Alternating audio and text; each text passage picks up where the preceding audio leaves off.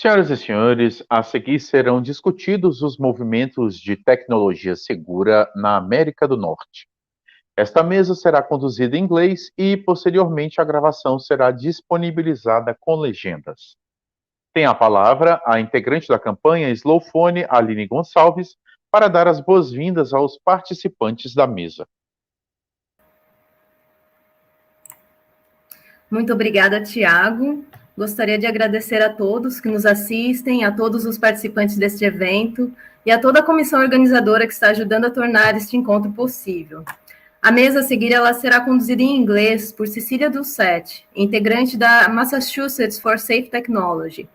Cici Dulcet ajudou o primeiro distrito escolar público dos Estados Unidos a adotar as melhores práticas para os dispositivos móveis e também trabalhou com sua biblioteca pública para disponibilizar equipamentos de medição de radiação à comunidade e também hospedar uma série de filmes sobre radiação eletromagnética e saúde.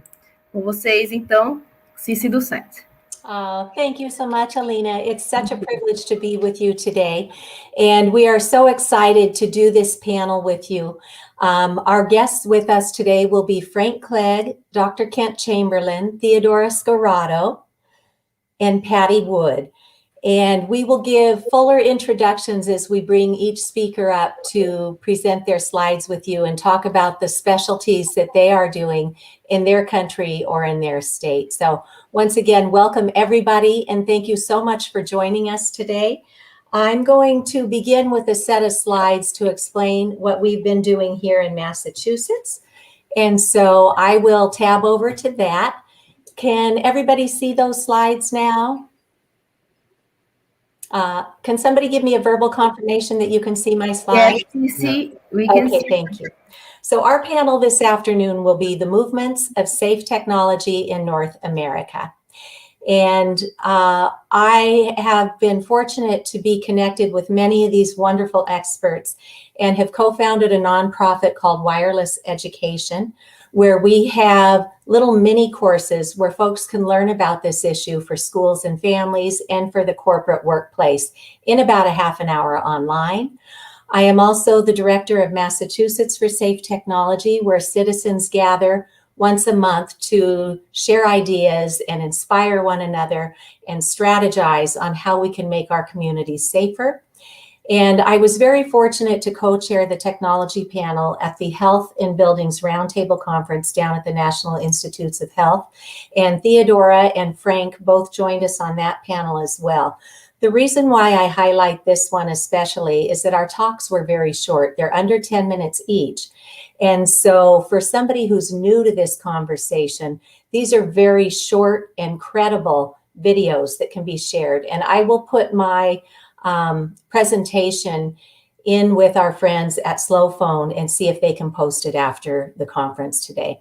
I was also honored to be a speaker at the Electromagnetic Fields Medical Conference in January, where we gave information about what's happening at the state and local level in the United States. So that's a little bit about my background. And what I'd like to talk about in the next 15 minutes or so is the legal fine print that comes with our devices, what it looks like to measure radio frequency radiation, and then inroads that we're making here in Massachusetts, and perhaps most importantly, a bevy of solutions that folks can start using in their own communities to get to safe technology. And then, of course, there's always bumps in the road. So we'd like to share some lessons learned in hopes that it might help you to get to safe technology faster. So for anybody who uses an iPhone, I would welcome you to take that out right now and go into settings. And with great thanks to the Environmental Health Trust and Theodora, there's a website out there that if you don't have an iPhone, you can go out and look to see what some of the other fine print says. But from settings in an iPhone, scroll down just a little ways and hit general. On an old phone, you would hit about at the top. But for most people, they've upgraded. So from general, scroll all the way down to the bottom to legal and regulatory. And then when you hit that, it brings up a little list, and 5 or 6 items down, you'll see RF exposure. That legal fine print has been in there all along, and it tells us a couple of really important things. One, this device was tested at a distance away from the body, so don't use it on your body, or you may exceed the government regulations for radiation, which, as I believe you've been learning from other scientists and experts, were never biologically safety tested. It also tells us to use a hands-free option, because by simply holding that device in active mode the way it's given to us, you are being exposed to radiation from 5 or 6 separate antennas that are constantly pulsing this radiation to make or maintain a handshake with the nearest cell tower or router. So this is a good way to alert others who might be skeptical. It even says it right in their own device to not use this on the body. And then, because this is an invisible toxin, it can be very hard for people to get their minds around this. So what I'd like to do is to give a quick demonstration. In my home, we have hardwired all of our technology, so we don't have a lot of radiation except for what may be coming in from our neighbors or from the utility smart meters that are on the other side of our home. And so when I turn on this device, you'll see that it's flashing in the green, which is a pretty good goal to get to. See if you can get your radiation levels down to the green. But what I also want to show is what happens when we turn on something like a smartphone. And as a rule, I keep my cell phone in airplane mode, and I only take it out to use in emergencies. So right now, this cell phone is transmitting at 19,600 microwatts per meter squared. And in the scientific literature, they want us to be at 0.1 microwatts per meter squared. So these devices are not safe, and being able to measure it and show it to people is one of the best ways to help make this invisible toxin real. So when I first learned about this, I thought, well, if there are measurement devices, let's get one for our public schools, let's get one for our library, so everyone can just go gather the data and see what their exposures are. So it took me 3 tries and 3 grant cycles, but I eventually educated my town enough that they took some money from a grant program we have here and allowed me to purchase 1 meter to give to our public library. And it's been wonderful, because people have come back to me and said, that was wonderful. And now we've donated one to our library too. So that might be something every community could do. We also hosted a documentary film and discussion series on electromagnetic radiation and health. And again, that's something that any library could do. So in the schools, I was just a parent who had volunteered my time when we heard about the 21st century classroom to start doing fundraising to be able to afford the iPads and the Chromebooks and all the wireless infrastructure, because our school budgets had been cut to the bone and we didn't have that kind of money. So after working with our schools, we became the first in the United States to have a little sign like this with best practices for mobile devices, to turn them off when not in use, only use it when needed, and always put the device on a solid surface away from the body, because even the legal fine print shows us that much. And then we had an expert panel in Shrewsbury, Massachusetts, that Theodora and Frank and Dr. Martha Herbert from the Massachusetts hospital that has an autism lab that she founded. She spoke about autism and the correlation she sees between radio frequency radiation exposure and the symptoms in her patients. We also had Dr. Ronald Melnick, who was the senior toxicologist who designed the U.S. National Toxicology Program study that concluded clear evidence that this radiation causes cancer and DNA damage. So these are great resources to use in your own community to help educate. We should also know that the New York Times, which is a leading publication in the United States, did a series of articles to show that the people who are developing this technology out in Silicon Valley, the executives are banning screens from their children. They're sending their children to schools with no technology, and they're making their nannies sign contracts that there will be no screens around their children. And then Dr. Tony Stein worked with the United States Collaborative for High Performance Schools.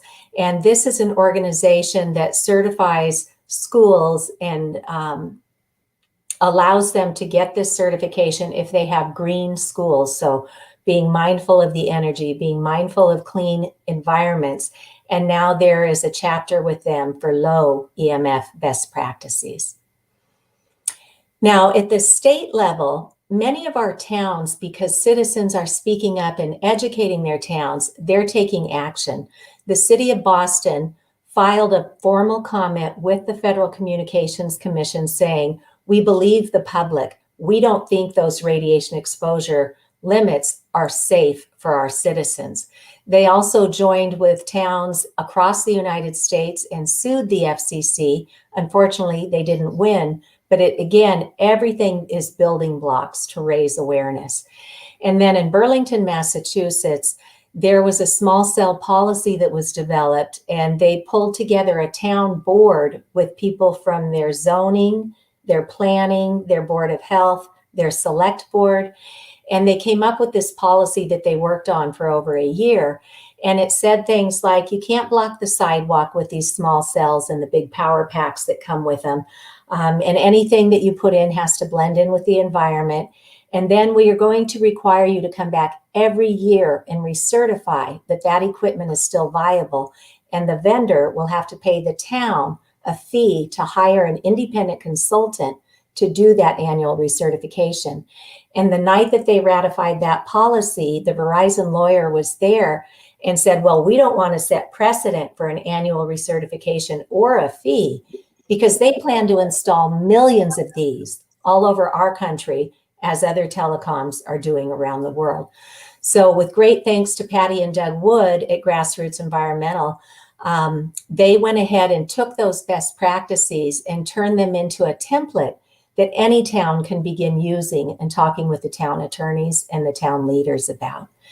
And then just this month, at the beginning of the month, there's a town in Massachusetts called Pittsfield, where a cell tower was turned on the first week of the pandemic, and children and adults began getting very ill immediately.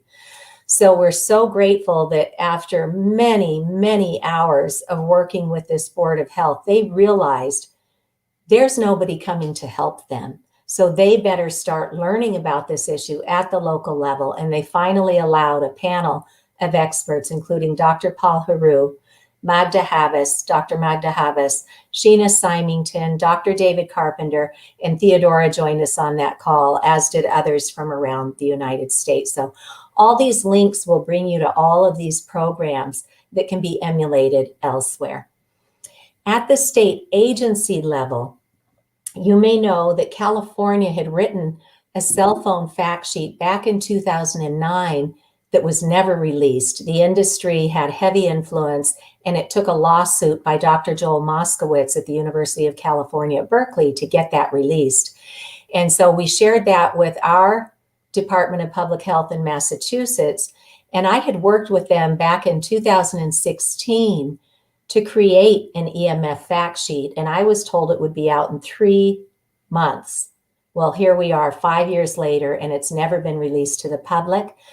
We got the Boston Globe, which is our main newspaper in Massachusetts. They finally did an article, and the Department of Health said they would have those fact sheets out within 6 months. But instead of giving the real facts, they actually put up a page on the state's radiation control website that basically says, there's nothing to be concerned about here. And then they point at our corrupted federal agencies that are captured by industry. And so we took it a step further. The Department of Public Health reports into the Executive Office of Health and Human Services, and we met with the Secretary's office there in what I thought was a really good meeting, but here it's now been 2 years and they've done nothing to protect the public. Other agencies that we've been educating are the Department of Elementary and Secondary Education, and they have listened, but they say they're waiting for higher authorities to tell them what to do. We've also worked with our Department of Public Utilities regarding the toxic utility smart meters that are being installed on people's homes. And now they're trying to use those smart meters to get the electric vehicles to market, which is a really bad idea to be pulsating that radiation from these smart meters all along. And then here at the state level, we have worked with our legislators, and we have 11 bills that are sponsored by different senators and state representatives. I'll speak briefly about these three because they've been around for several sessions. Senator Julian Sears' bill, Senate 186, would form a commission to bring the right minds together at the state level, investigate wireless, and then decide what to do. Senator Michael Moore's bill would give the public the right to say no thank you to those utility smart meters for gas, for water, for electric, and for solar that pulse this radiation into our homes 24/7. And then Representative Carolyn Dykema has a bill, House 115, to start addressing wireless technology in school and get us to safe technology. And at the personal level, the solutions that we can look to are control what we can control. And I know that Sheena Symington and Magda Havas and Libby Kelly spoke about some of these, so I won't spend too much time. But for every antenna you have in your device, you can control that. Go into airplane mode, and that shuts off a bunch of them. But look for the cell antenna, the data, the Wi-Fi, the Bluetooth, the hotspot, and the locator. And just as we ultimately did with secondhand smoke, we need to become aware of secondhand radiation and make sure that when we choose to turn these antennas on, we're mindful that we're not exposing a pregnant woman or a baby or a child or an elderly person or somebody with an existing health condition, because their immune systems are already not well equipped to deal with this. So it's not rocket science. This is what safe technology looks like. The router in your home has Ethernet ports in the back. You just get a big shielded Ethernet cable, and shielded just means it's got a foil liner in there that keeps the electric and magnetic fields from going out into the room. That's another form of man-made dirty electricity or electromagnetic field. If you have more than one device, think of this as an extension cord for electronics, and you can just plug in multiple devices to this as well as to the cord that goes to your router. And then there are little adapters you can get for your cell phones, and there are little adapters you can get for your laptops and your tablets, and they're not terribly expensive. And then once you plug these cords back in, just go into the settings and turn off all the antennas. At home, I still use a corded landline, and you can just forward cell phones to a landline if you still have landlines in your area. So that's what we should strive for in our own homes, to create safety and especially a safe sleeping sanctuary. In the professional arena, we have wonderful resources to share with our medical professionals. Our first responders, our firefighters all need to be trained. And the EMF Medical Conference has videos available that the public can access too, in addition to the healthcare providers who can get continuing medical education credits. Dr. Cindy Russell and others have established Physicians for Safe Technology, so you can show your doctors and your nurses and your therapists that yes, these doctors do know what this is, and you can get credible information there.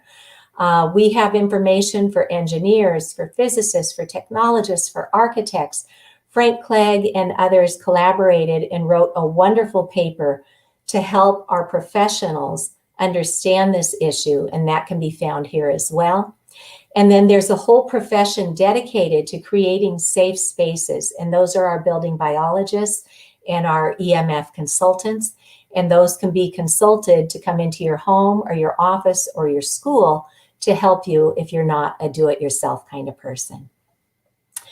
At the town level, for municipal solutions, it's critically important to educate our town leaders enough so that they will investigate. So there are resources for municipal leaders here. I'm a technical and professional writer, and I got way in over my head and couldn't remember where I found important resources to share. So I just started listing them out in my research repository called Understanding EMFs. Anybody is welcome to go there and use that as a launch point for these conversations. And I link to all the incredible resources that Patty and Frank and Kent and Theodora all have. So wherever you want to use as your entry point, just take it away. But when we talk to our towns, it's really important to help them to differentiate between what the industry's priorities are versus what the public's priorities should be. Dr. Ken Sheckley, with Camilla Reese and others, created this wonderful roadmap for our towns called Reinventing Wires, the Future of Landlines and Networks. They highlight at least a dozen reasons why our towns should not allow any more wireless and instead go with hardwired fiber optics or high-speed cable or copper right to the premises, and then just simply hook up like we showed with Ethernet cables and adapters inside. And as other speakers in this symposium have suggested, measuring is really the only way to know if you've gotten all the exposures under control. And don't measure against the government guidelines, but instead measure against what the science shows us for biological effects.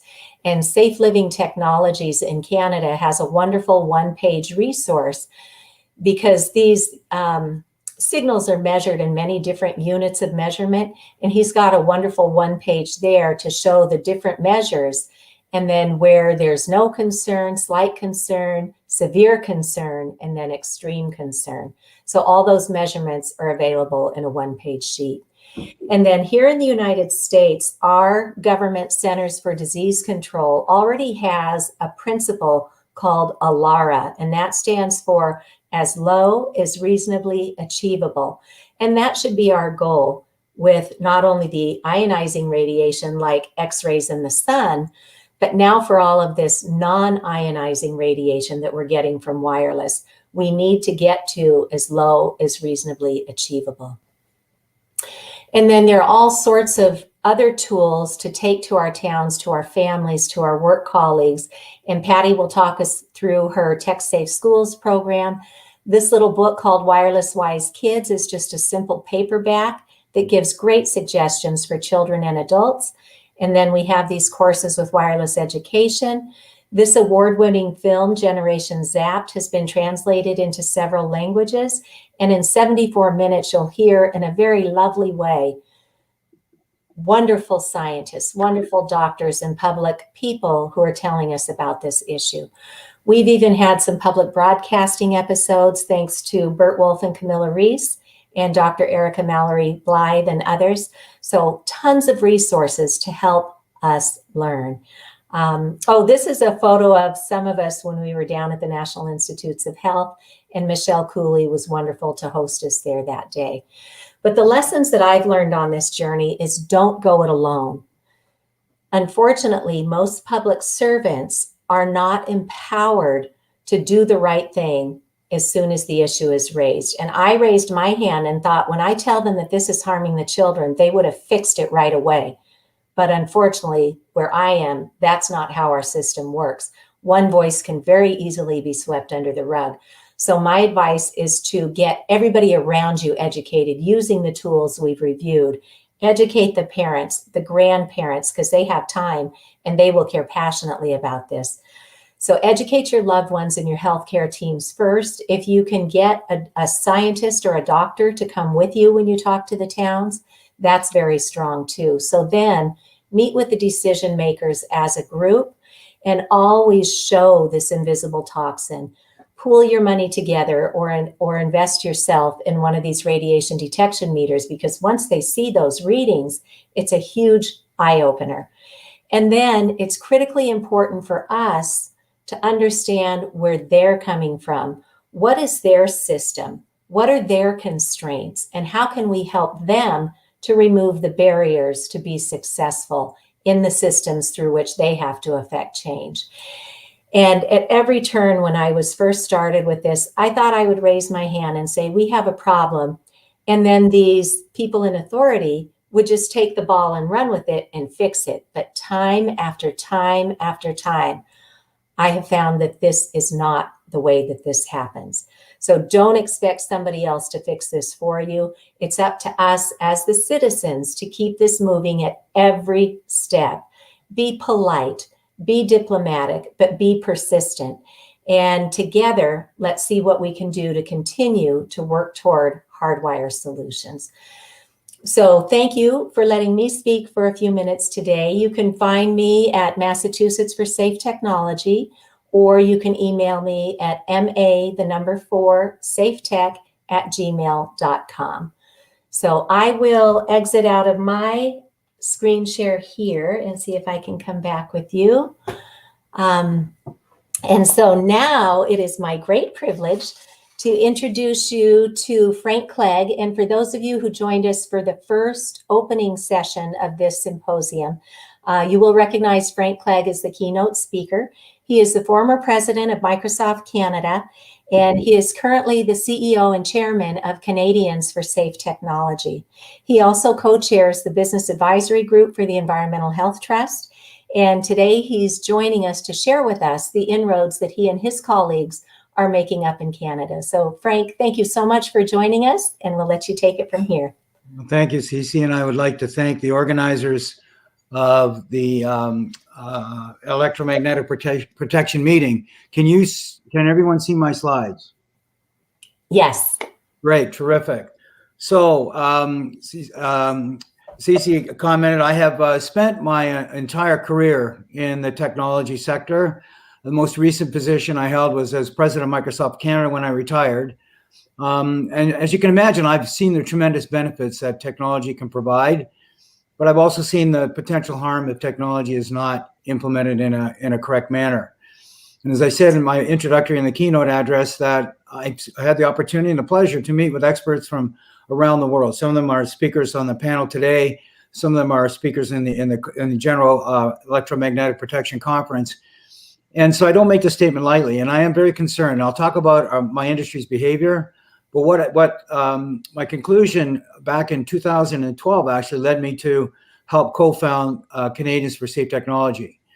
And our focus is really, it's a nonprofit, completely 100% nonprofit organization, 100% volunteer-based, so nobody's paying any salaries or benefits. But it's a national coalition of parents, citizens, and experts, and advisors actually from around the world. And our mission is really to educate and inform Canadians about the potential dangers of exposure to radiation from wireless technology, and also to help educate them on how to use the technology safely. And Cece, I thought your slides were excellent in terms of how to use the technology. We're not saying don't use the technology, we're saying use it safely. In addition, C4T's mission is to work with all levels of government in Canada to create healthier communities for children and families from coast to coast to coast. As Cece mentioned, I had the pleasure to work with Theodora and Deborah and the other members of the Environmental Health Trust.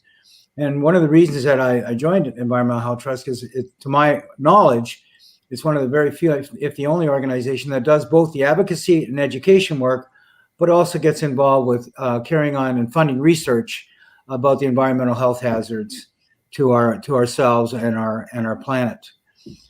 I want to talk a little bit about the industry right now, and I think there's some things that our industry is doing that you have to give them credit for. One of the things that I've been on a lot of speakers, been invited to a lot of panels, a lot of discussions, and whenever I hear government employees or government representatives, or even people representing regular industries, my industry has done a very good job of connecting internet solutions and the benefits with wireless devices. And I think it's very important right up front we make that distinction. I know other people on the conference have made that distinction, that you can have 100% access to the internet and do it in a wired, safe environment.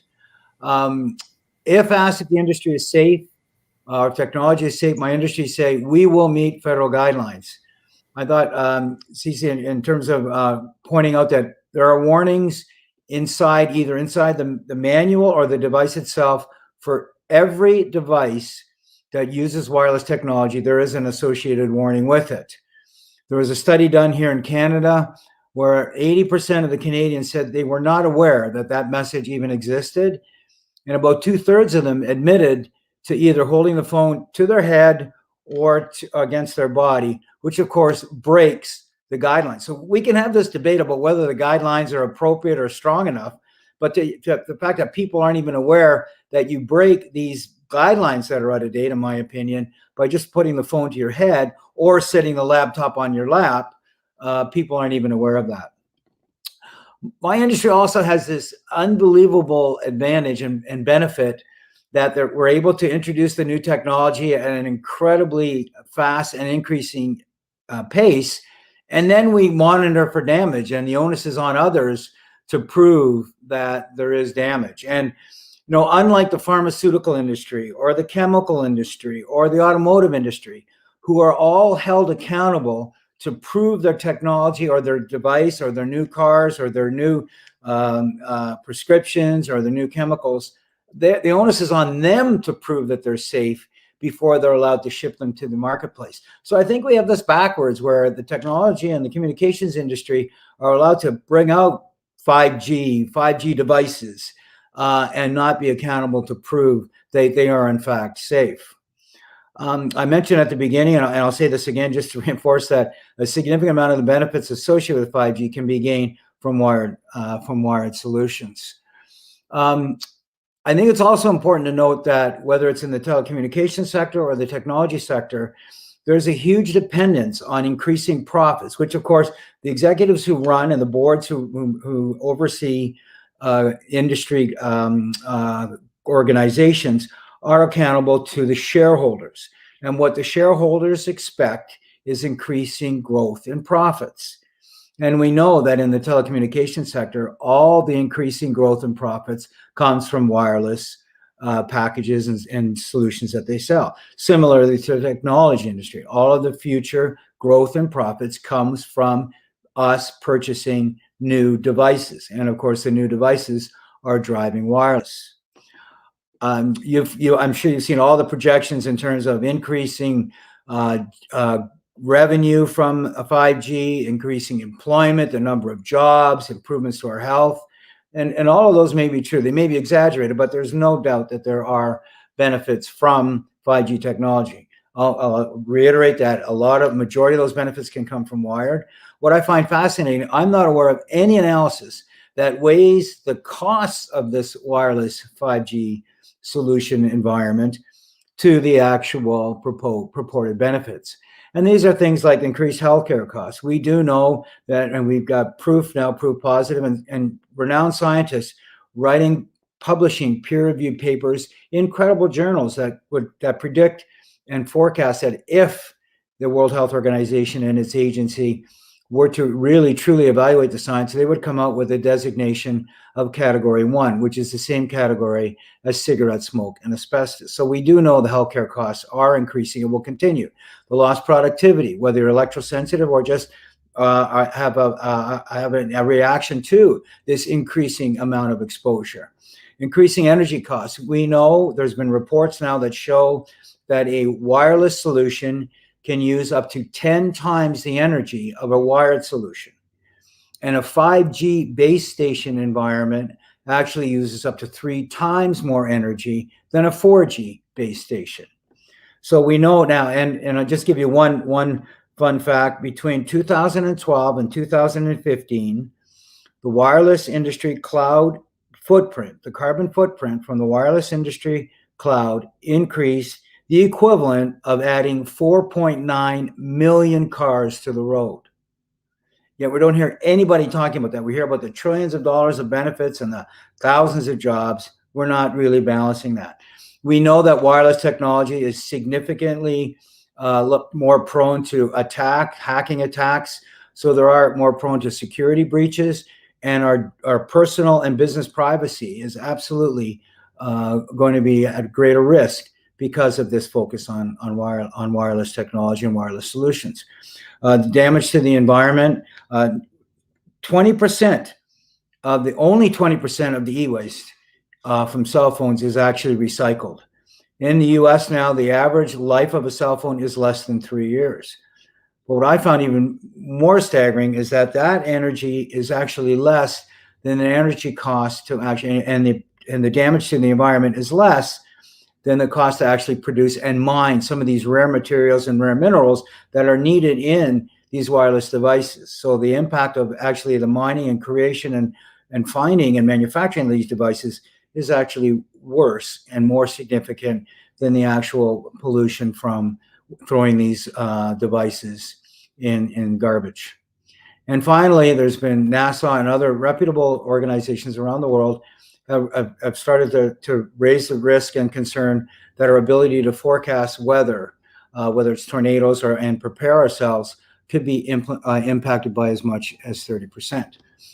I want to just spend a minute about one of the organizations around the world. We call it ICNIRP, the International Commission on Non-Ionizing Radiation Protection, and it's becoming more and more vocal in its use. In fact, most recently in January of this year, Health Canada came out with a pseudo update to our Canadian guidelines, and they actually referenced ICNIRP, which I found very disturbing. I'm seeing ICNIRP members. We saw them in Bermuda in this quote independent panel that was reviewing 5G and whether the safety guidelines in Bermuda should have been increased or maintained. They had an inroads in Health Canada when they did their update.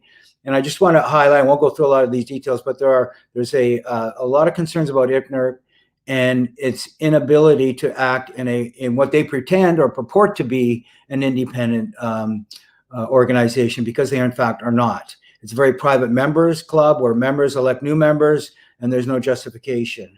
There's major conflicts with many of the members because of their ties to the telecommunications industry and the US military. The core belief scientific foundation of ICNIRP and Health Canada and the FCC in the US and many organizations that are supposed to be protecting us goes on this whole premise that you have to heat tissue to cause harm, the whole thermal heating. And most people aren't aware that theory was first published in the 1920s. So we're now relying on technology and a paper that was published a century ago, even though the fact has been proven false in hundreds of peer-reviewed published papers that, in fact, you can damage tissue without heating it up. And finally, the ICNIRP doesn't have the skills or the expertise to evaluate the science. I also want to talk just a little bit about the insurance industry. One of the ways to really test products, so if you think about the role of insurance companies, is to really insure us against harm and to make sure that organizations and individuals are protected. Well, Swiss Re and Lloyd's are two of the major reinsurance organizations. In other words, sometimes when companies want to take an insurance policy, they will actually sell that policy or funnel it through these reinsurers. So really a big cornerstone and a foundation of the insurance industry are these reinsurers. And two of the most well-known and most successful are Lloyd's and Swiss Re. And so here, I won't read these, but back even in 2010, the emerging risk team of Lloyd's wrote a white paper that compared the potential risks from damage claims from electromagnetic radiation to those posed by asbestos. Swiss Re in 2013 came out with a preliminary concern and then updated that in 2019, saying that, the 2019 Swiss Re report states, current concerns regarding potential negative health effects from electromagnetic fields are likely to increase. Talked about the exposure of hackers and their ability to exploit 5G and the speed and volume to steal more data faster, and major concerns about privacy and security breaches and espionage. So here you have organizations that have no other role in life other than to protect themselves and their organizations they insure, raising red flags about industry concerns about radio frequency radiation. I just put this slide up to remind us that our track record, not only in North America, but really around the world, is awful when it comes to protecting us. Most of these items listed, whether it's asbestos, cigarette smoke, BPA, thalidomide, lead, mercury, the correct action by government has taken place, some cases decades after the original science showing harm was peer-reviewed and published. And that's where we are today. All the work that we're doing, C4ST and other organizations around the world, are trying to shrink that so it won't take decades. Now that we have the peer-reviewed published science available to show harm, it won't take decades to actually protect us. I'll just talk for just 2 minutes very quickly. We were successful in Canada, had some successes. There's a private members bill by a federal member of parliament that require manufacturers to place health warnings labels on their packaging. And this same member of parliament happened to be on the Federal Health Committee that dedicated 3 sessions to bringing in experts from around the world and came back out with 15 specific recommendations to improve Health Canada's guidelines. Unfortunately, in both those cases, they were passed over to the non-elected members of Health Canada who basically just eliminated and ignored all of those reports. So I would encourage you to continue. As Cece said, that you don't go this road alone. What you want to do is to get a group of people. You have to get elected officials on board. They tend to be the most receptive audiences because they are, in fact, elected, and they have to listen to people in their constituents or their ridings or whatever the local environment is referred to. Just recently, we worked, the C4ST worked with 23 other organizations on an appeal to the government of Canada, partly to stop the rollout of 5G until we have the health effects properly evaluated, until we hold industry more accountable to make sure their products are safe, and we do a proper analysis of the benefits of the technology against the true costs. So again, I thank you again for the opportunity, and I look forward to any questions that individuals may have on the topics. Thank you. Thank you so much, Frank. And we will hold questions until the end to make sure that all of our speakers are able to convey their information to you. But by all means, go ahead and put questions in the comments, and you can put them in English or in Portuguese, and we'll translate accordingly and see how we can answer them at the end. So next, it's my privilege to introduce you all to Dr. Kent Chamberlain, who is professor and chair. I'm sorry? Okay, whoever that was, could you please mute? Professor Kent Chamberlain is the professor and chair emeritus of the Department of Electrical and Computer Engineering at the University of New Hampshire here in the United States. And he also served on the Interoperability Laboratory Advisory Board, which is an international evaluator of wireless technologies. He was also active in Project 54, which addresses the communications needs of police and first responders. Most recently, Dr. Chamberlain served on the New Hampshire Commission that investigated the health and environmental impact of 5G and wireless radiation, and he's here to discuss that with us today. So welcome, Dr. Chamberlain. Thank you, Cece, and thank you to the organizers of this symposium. Now, at this point in the program, I assume that you're aware of the risks associated with wireless radiation exposure. And you're also probably aware of the obstacles to protecting yourself against it. I mean, industry can make a lot of money, as you just heard from Frank Clegg, and it can make a lot of money with the rollout of more cell towers and 5G. And right now, they appear unwilling to let safety concerns get in their way. So given this, what can citizens do to change a system that's not working in their best interests? My presentation today is about how a state commission was formed to explore safety issues. This political action took place in the United States, in the state of New Hampshire, and many of the lessons learned, though, should apply to other states and other political systems. So what you've heard from other speakers is that you need to get the attention of the legislators. So I'm going to take you through how that happened and give you a sense of the time involved and what was involved in the process for making something we hope happen. So I'm assuming you can see my slides now, so let's go Yes. through them. All set, Kent. Fantastic, thank you. So the origin of the commission to study 5G in New Hampshire, it started back in 2018. A single person, this is back in the winter, a person with electro hypersensitivity was having problems, was having trouble getting away from radiation. Her symptoms were getting bad, but she was quite concerned because, reading in the newspaper about the expansion of 5G and the addition of cell towers in her area. So she decided to reach out, and she fortunately was able to connect with Cece Doucette, our moderator. And the wonderful thing there is that she was able to get encouragement and was able to get set in a good direction. And you heard from Cece that Cece has a lot of great connection and was able to point this resident in the right direction to make things change.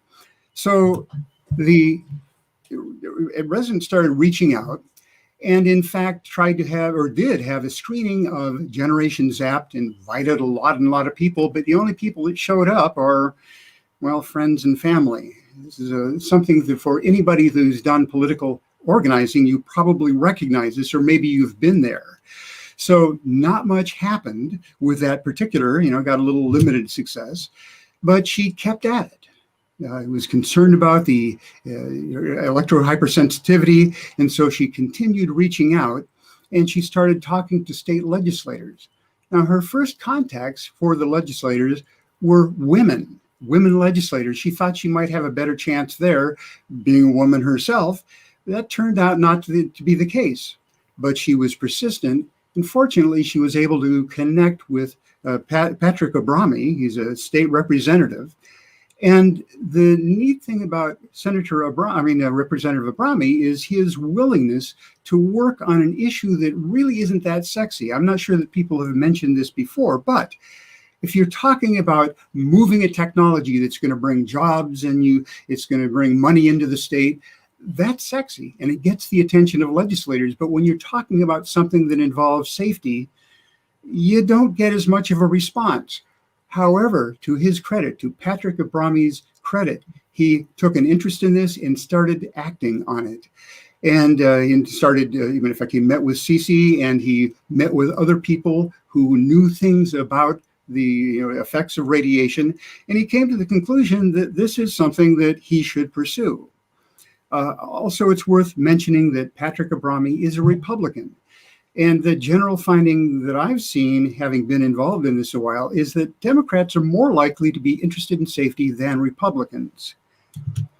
So after Patrick Abrami, Representative Abrami's research showed that there was something there, he started teaming with other people and other senators, in this case, Tom Sherman, who is a physician. And they both agreed that there was a problem that should be looked into. So they started writing legislation to form a commission. So here is the legislation to form the commission. And that, So what they ended up doing was writing a 5-page bill, and that bill is H-Bill, and I'm mentioning this in case you want to look it up. It's 5 pages, and so it's not hard to read. So it's House Bill 522. It was submitted in 2019. So Google 2019 New Hampshire House Bill 522, and you'll get the bill. And you'll get our final report also if you're interested. So they submitted that in June of 2019. And the legislation was passed by the legislature with bipartisan support, which to me was very encouraging because, as I mentioned, there are such schisms in this country right now, Republican, Democrats, so to see that bipartisan support was very encouraging. And it ended up being signed by a Republican governor, Governor Chris Sununu, in July of 2019. So time-wise, the concern was first expressed or identified in winter of 2018, and then a year later, a little bit more than a year later, they have legislation to form a commission. So it's for the formation of that commission, and what they're supposed to do, or the marching orders, as I'll go into greater detail with in a moment. Marching orders were to look more deeply into the effects of 5G and radiation exposure. At that point, the people writing the bill knew enough to understand that there is a connection. It's not just 5G that's of concern, but it's the the generations that went before it. So 3G, 4G, 5G is just piggybacked on top of it, and 5G will simply add more radiation into the environment. So that's why it was written in that way. So here are our marching orders. They're not very complicated. First of all, I want to examine the environmental and health effects of radio frequency radiation in general. Second, to assess the health and environmental impacts of 5G. So that's to separate the two. What are the effects of radiation in general, radio frequency radiation, and 5G technology? So separating the two. Not surprisingly, if you're going to make a report like that, investigating this issue, you're going to have to bring in scientific experts called for in the bill itself, and then answer some unresolved questions. And those questions are ones that you've heard before, namely, why does the insurance company recognize wireless radiation as a risk, but then not insure for damages against it? You just heard from Frank Clegg that Lloyd's of London, they won't insure it. And I think we all know the answer. They won't insure it because it's it's an unknown risk. Some people have said that radiation is the new asbestos. Next is, why have the thousands of peer-reviewed studies been ignored by the FCC? And why are the FCC guidelines solely based on thermal effects when non-thermal effects have been documented? And why did the World Health Organization show that wireless radiation is a group 2, group B carcinogen? And why is that also being ignored by the FCC? So here you're seeing something in common here. You're seeing the FCC, FCC, FCC. And as you'll see later on, we kind of figured out why the FCC showed up, and we can answer some of these questions as a result of what we found. So the membership for the commission was specified pretty clearly in the House bill. And of course, this is important. I think that the writers of the commission, or the bill that created the commission, recognized that our findings would probably come under fire. So you want to make darn sure that you have people on the commission that are up for the job. Many of the commissions that I've seen from industry on this issue, they haven't had people who had the necessary experience to make the judgment about whether or not radiation is harmful or not. But if you look through this list right here, you'll see that we did indeed have the right people to make that judgment. You're not surprised to see probably here 3 members from the New Hampshire House of Representatives and 2 members from the Senate. We did, and 2 of those, one senator was an MD and one of the representatives was an MD. A member from the public appointed by the governor. So we wanted to have an outside member. Interesting story there. The outside member, Denise Ricciardi, and you'll hear about her in a moment, a little bit more about her. She was on the commission. She was a very active member of the commission. And when the commission was done, she said, well, there's more that needs to be done here. I'm going to run for Senate. She ran for Senate and won her seat. The state attorney general, obviously you want to make sure that we're not violating any laws, state laws or federal laws, so you want to have representation there. 2 members of the New Hampshire High Technology Council. We aspire to be a technologically savvy state, and a lot of the jobs in our state are based on technology. So you want to make sure that what we're doing, what we're recommending, doesn't jeopardize our achievements in the technology sector. Members of the business, or 1 member of the Business and Industries Association, and again, for the same reason, you want to make sure that we're not jeopardizing businesses in what are our recommendations. A member from the New Hampshire Medical Society, a member from the university with background in radio frequency radiation, that's me. And so when I was brought onto the commission, I was the chair and a professor in the Department of Electrical and Computer Engineering at the University of New Hampshire. So I had the background, and so I was asked to serve by our chancellor. A member of the phone/wireless technology industry, we got an executive from CTIA, and that's the Cellular Telecommunication Industries Association. So we had a woman who served as an executive from that organization. The commission, we had to have somebody from the Department of Health and Human Services, which just kind of makes sense since we're dealing with a health issue, and a public member with expertise in the biological effects of radiation.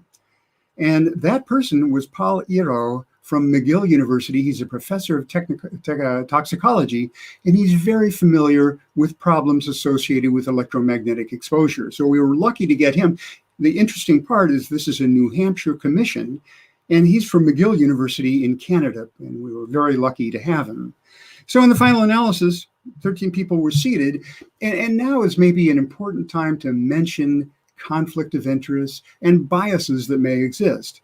Because for some of the commissions that are formed to look into issues like this, they're heavily biased one direction or the other.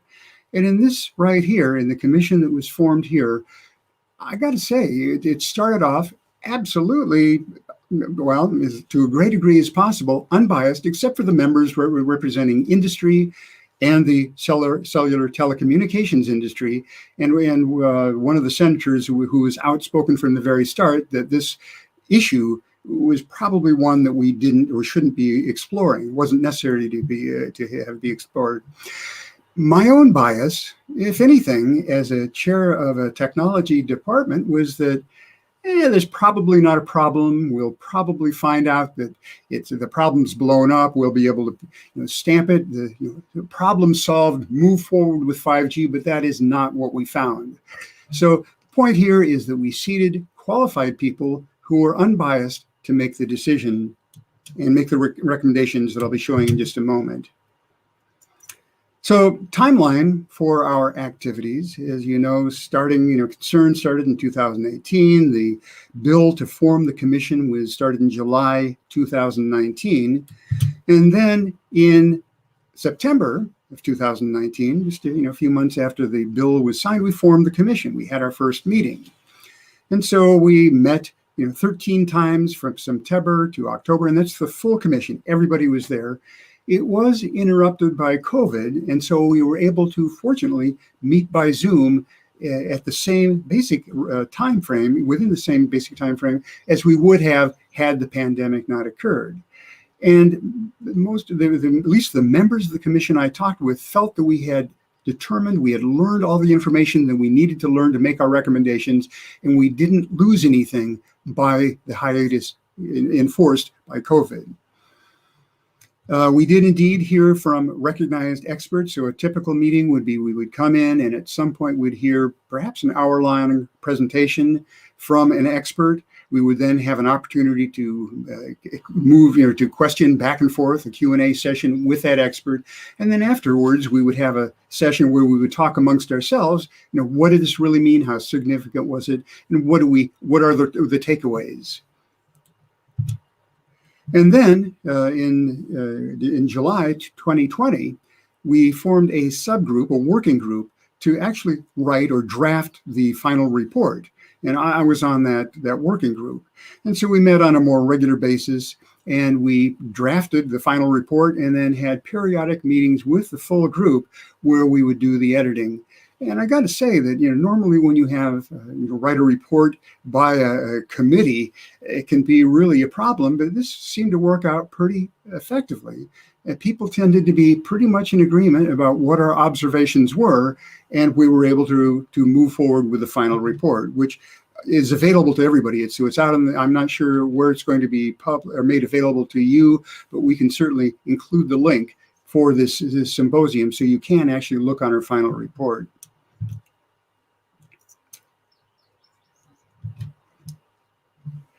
So just talk a little bit about the experts that we brought in to our commission. And Paul Iro, I mentioned, gave a stellar presentation, just talking about the concerns, about what we know about radiation. And then we went to Michael White, who's from the National Toxicology Program. And you've heard about that National Toxicology Program that worked and identified cancers that would form, as a result of exposure. Frank Legg, you heard talk just a moment ago, and we watched his video.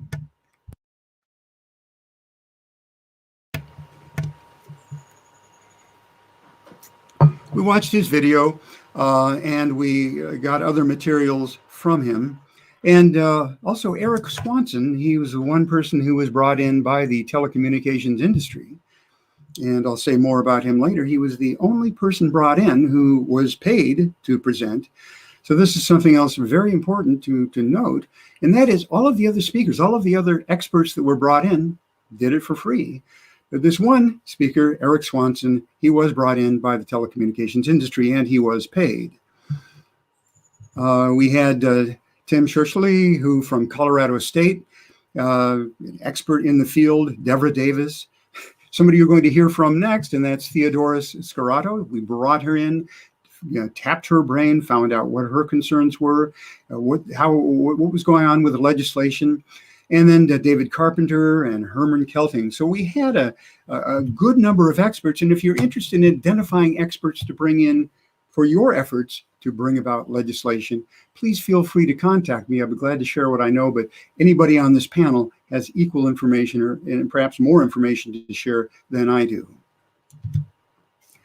So the sources of information, how we drew our conclusions were clearly from the outside experts.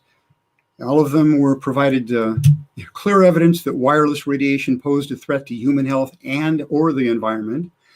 And the presenter who did not acknowledge those risks, in fact, said there were no risks at all associated with exposure to RF fields, was the guy who was brought in by the telecommunications industry. And this is something that I've observed in the time that I've been involved with radiation issues. And that is, the only people I've heard say that it's not a problem are those who are paid by or given money by the telecommunications industry. All the other ones, all the people who would be more independent because they're not being paid by industry, are saying, no, there is a problem and you need to pay attention to this problem. We also looked heavily at peer-reviewed publications. As a matter of fact, as soon as I found out or was appointed to this commission, I started reading. I found it very surprising because I found just paper after paper that documented problems associated with cell phone radiation exposure.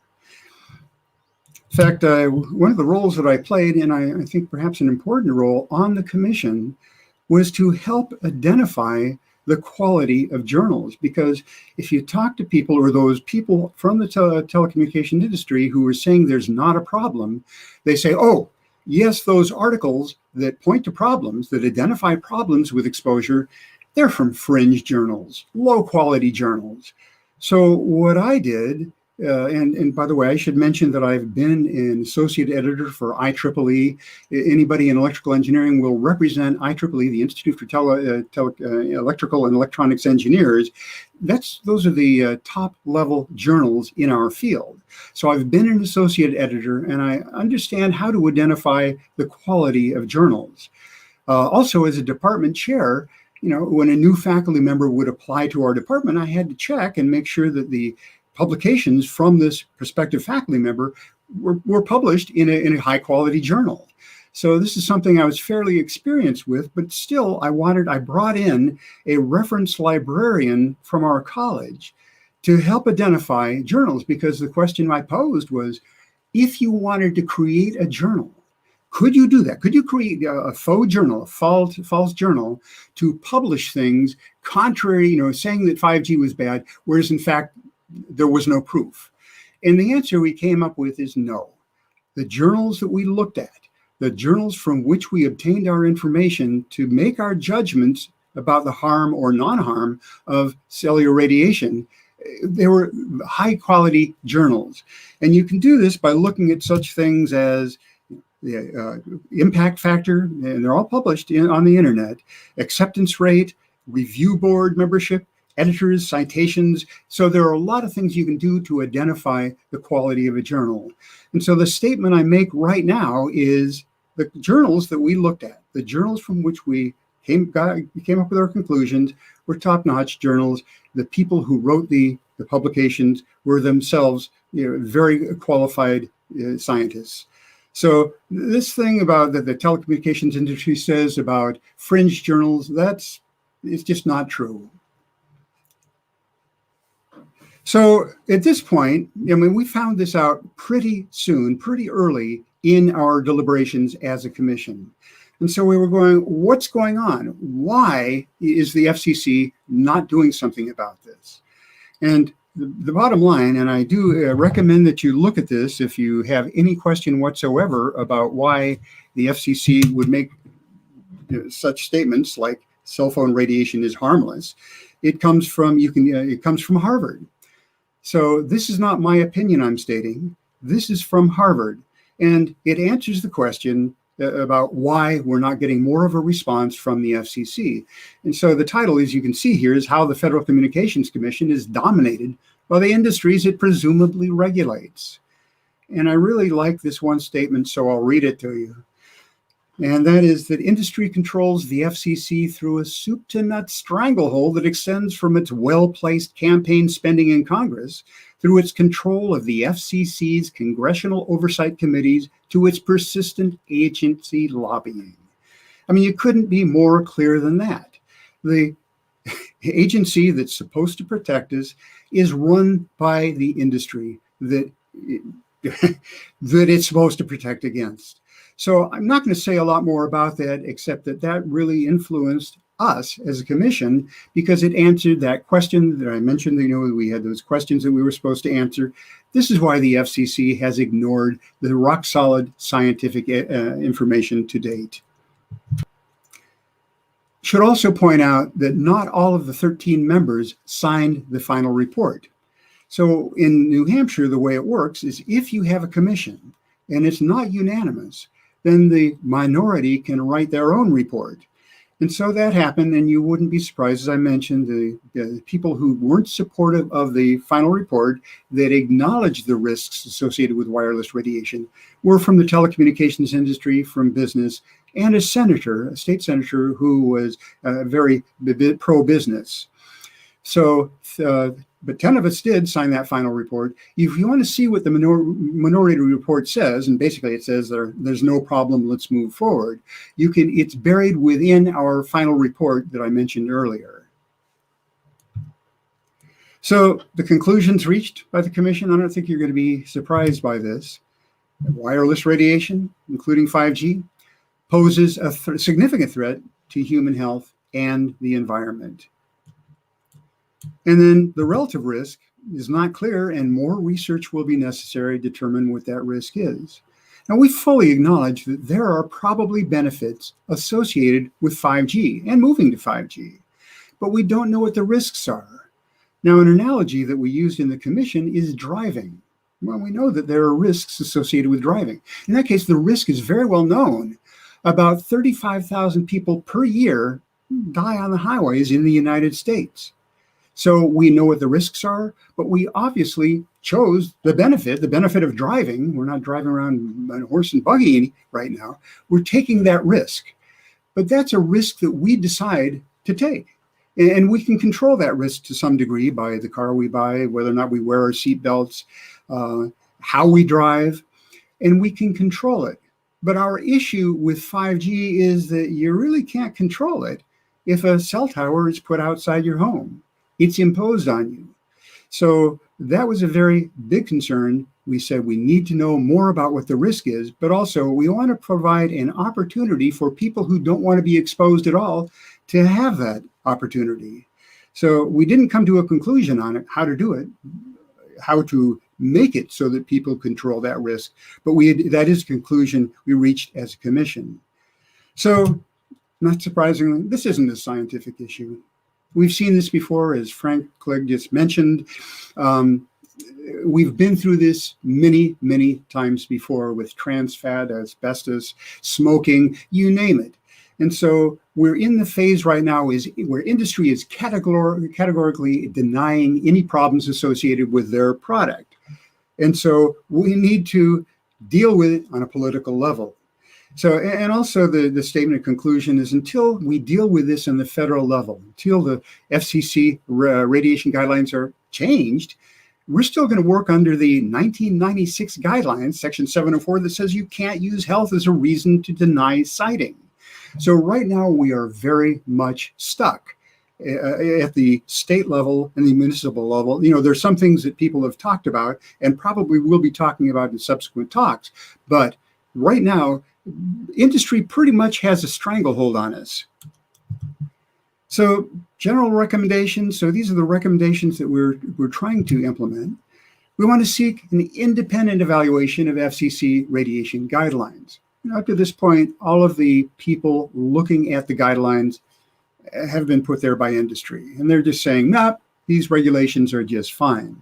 So how we're going to do that is we're hoping with subsequent legislation to put pressure on or to ask our federal delegation, our federal senators and representatives to put pressure on the FCC to make actions happen so that the FCC can change its guidelines. And we'll hear more about some of that later. We also want to take action to alert the public. And this was mentioned earlier. Cece talked about this. Let people know there are risks. people don't know that cell phone radiation can hurt them at all. They think it's totally innocuous. But once they know, we're hopeful that they'll adopt more, better hygiene, better electromagnetic hygiene to protect themselves. We want to encourage migration to wired networking where possible. You know, a lot of the infrastructure for wired networking is already in place. And there probably is money. I'm told that there is money available for institutions like schools to revert back to wired networks. And of course, that solves a lot of problems. So that is one of the issues that we recommended. And we also want to perform radiation level measurements at cell towers. Now, Dr. Magda Havas talked about this on Tuesday. This may sound like something, that is surprising to you. It was very surprising to me that they don't already have a required measurement, signal strength measurement for cell towers. A lot of work that I've done in my career was for the Federal Aviation Administration. And you couldn't put in anything without certifying it, without collecting measurements to make sure that it was performing as specified.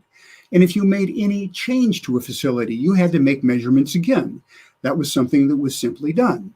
But right now, to the best of my understanding, there is no requirement for any measurements on a cell tower, even when you first install it.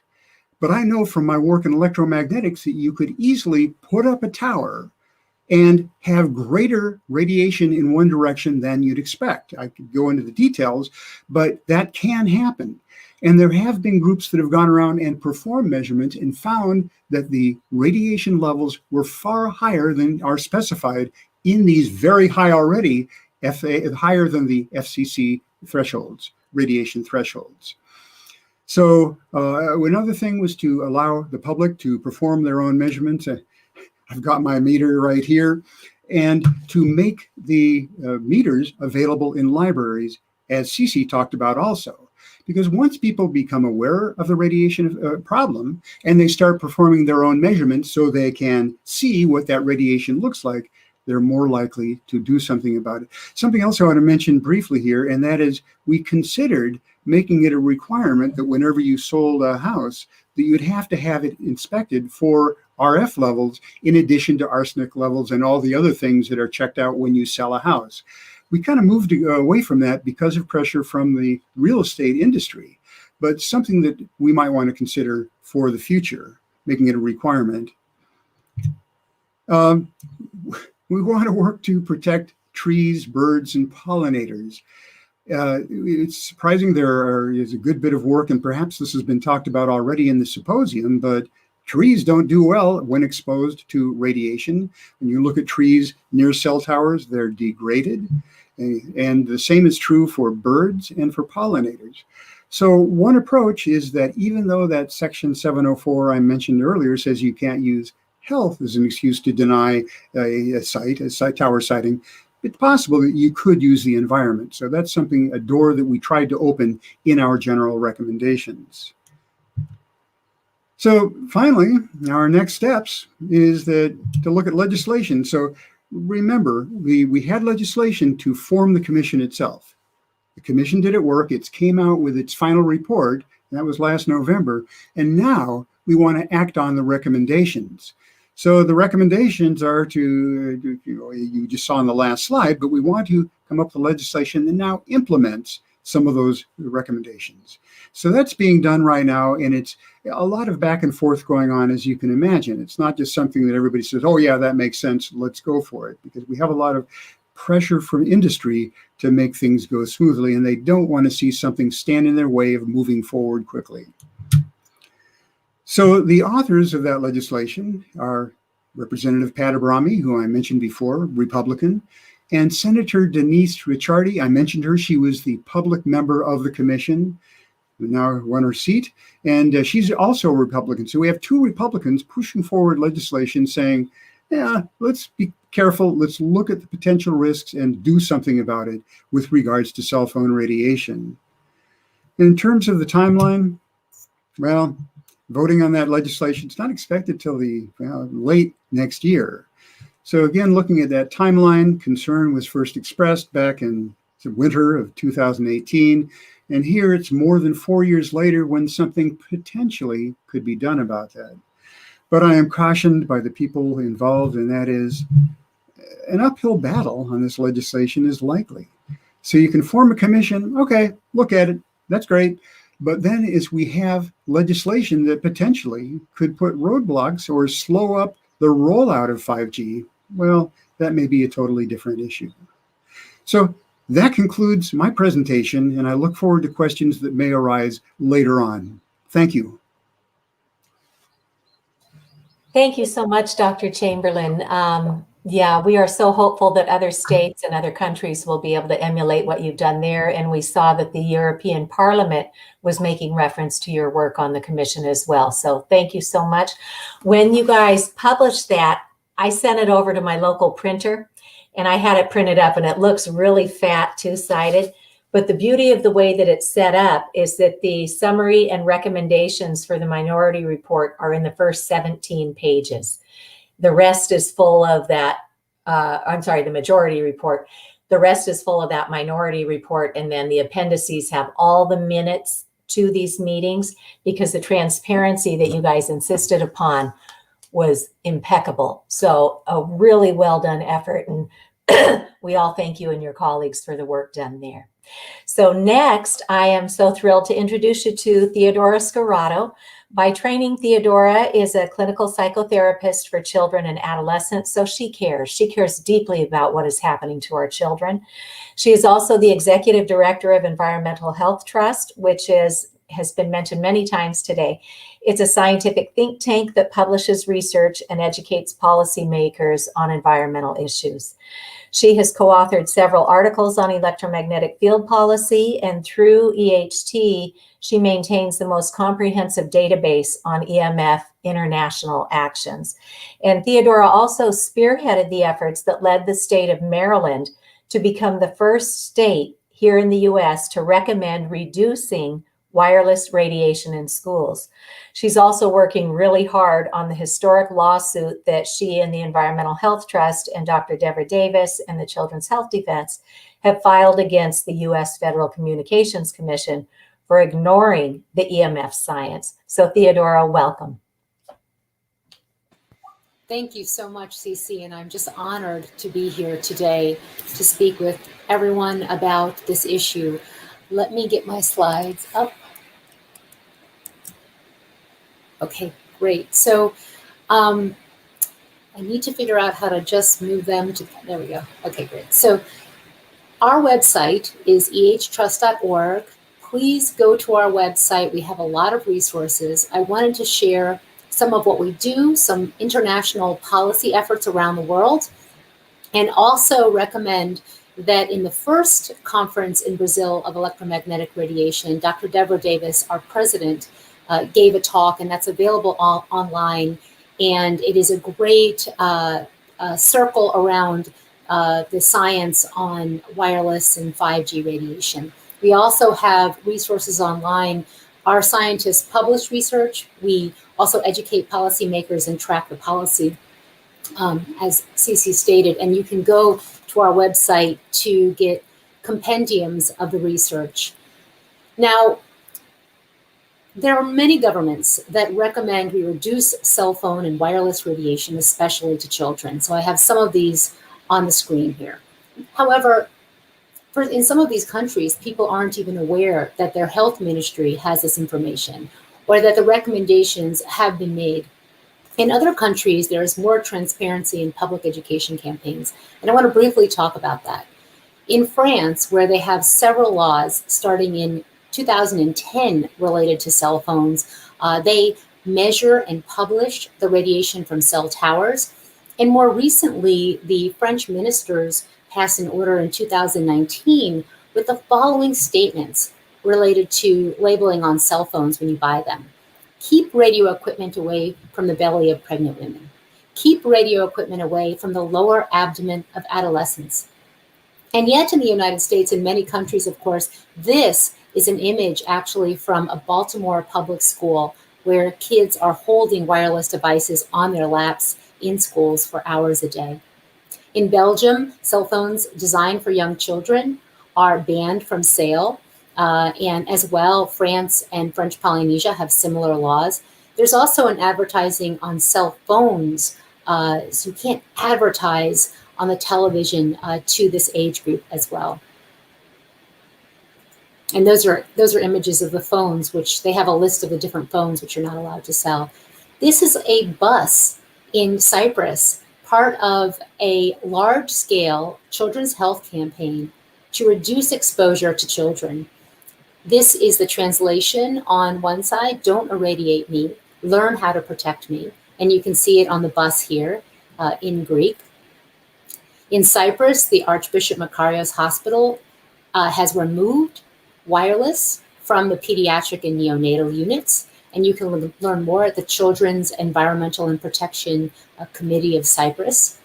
In French Polynesia, I look like I'm missing one of these images, but there's a public health campaign to educate the people on how to reduce exposure both to wireless radiation as well as magnetic field, electromagnetic fields. Oh, this is also another image they have. Because it's invisible and we can't see it, we often don't know that it exists, and they're making the invisible visible. Environmental Health Trust, we've been working on this issue for over a decade.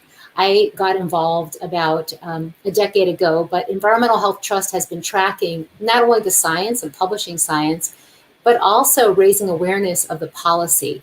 So we have a section on our website about 5G. What are different countries doing around the world? And we were honored to present it to the Italian Marathon on 5G. There are over 600 Italian cities where their mayors and elected officials have passed resolutions to halt 5G. In France, too, there's dozens of elected officials who've signed on to appeals. And around the world, in many different countries, there are different actions. This is a handout that we have available online that we're always updating related to policy on 5G and cell towers. This is one of many handouts we have on how to reduce wireless from cell phones or in your home. We would love to have translations to all of these. So anything that we have online, please let us know if you have it translated. We will make it available also. We have a page with Spanish translations, Italian, and French. As Cece mentioned, the Maryland State Children's Environmental Health and Protection Advisory Council was the first body of the state, of a US state, to make recommendations recommending limiting wireless exposures in schools. Because in the United States, we have wireless radiation as a ever increasing environmental exposure in the classroom to our youngest and most vulnerable children. I worked for many years directing an intensive therapy program in schools, and when I learned about the impact to the brain and the brain damage that had been found in research studies, that is what got me motivated to work on this issue. They also have a recommendation to, when you build new buildings, new school buildings, put in those network cables so that you can Ethernet connect, and you don't have to go back and you open the walls and put in those cables. This is part of a handout we have that has the actions by teacher and education organizations in North America. The New Jersey Education Association has recommendations on schools on how to hardwire, how to put devices in airplane mode. The United Educators of San Francisco passed a resolution on safer technology, asking that the California cell phone advisory that Cece mentioned, that it should be disseminated to students and staff. And you can download these resources and print them out. Now, despite all that, we still have these outdated FCC limits with exposure limits for humans for wireless cell phones and cell towers, which have been unchanged since 1996. Our United States Environmental Protection Agency was defunded fully in 1996 from developing proper safety limits to set what level is safe, and instead the United States adopted industry limits that industry field groups had created. As is discussed in this wonderful conference for the last few days, the limits are based on heating, not biological effects. They're not based on research on children's unique vulnerability. They don't consider impacts during pregnancy or the use of multiple devices at one time right next to our body. And they're not for trees, bees, birds, or wildlife. So in 2019, the FCC made a decision to keep their 1996 limits. They stated that the limits didn't need to be changed, even though on the record were numerous thousands of pages of scientific studies and statements and testimonies recommending a change so that they were biologically based. So at that time, we filed, there are 14 petitioners in our case, the historic lawsuit, Environmental Health Trust et al. Versus the FCC, along with Consumers for Safe Cell Phones, Children's Health Defense, and numerous other petitioners, that the FCC violated several United States laws, the Administrative Procedures Act, the National Environmental Policy Act, the 1996 Telecommunications Act. Our case also is focused on the need for children to have protections, and that people with electromagnetic illness are not being accommodated and are continuing to be harmed, as is the population. And one of the things that we point out, which I know has been covered by Kent earlier, is that we don't have safety limits and have never had a systematic review of the harm by any U.S. agency for birds, bees, or trees. So we're rolling out all of this new technology. With 5G comes these millions of new wireless antennas in our neighborhoods, close to where we live, work, and play. And yet, in addition to people who are going to have these antennas outside bedroom windows, the birds and the pollinators are going to be closer than humans are, and yet our limits were not set to protect them. So I wanted to point out this really important paper, which was just published in the Reviews on Environmental Health. It's called The Effects of Non-Ionizing Electromagnetic Fields on Flora and Fauna, Part 1, Rising Ambient Electromagnetic Levels in the Environment. And it's by top experts in this field in the United States, Blake Levitt, Dr. Henry Lai, and Albert Manville, who is a retired biologist of the U.S. Fish and Wildlife Service.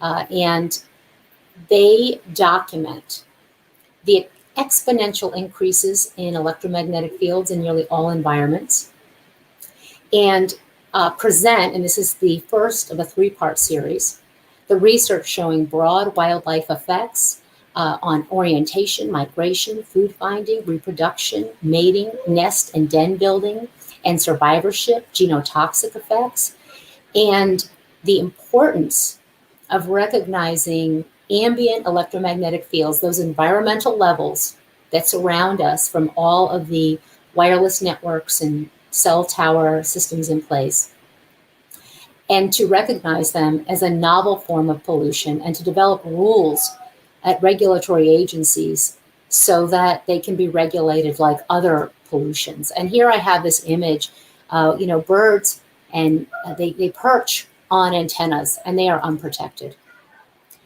In addition, our lawsuit focuses on the impacts to a child's developing brain.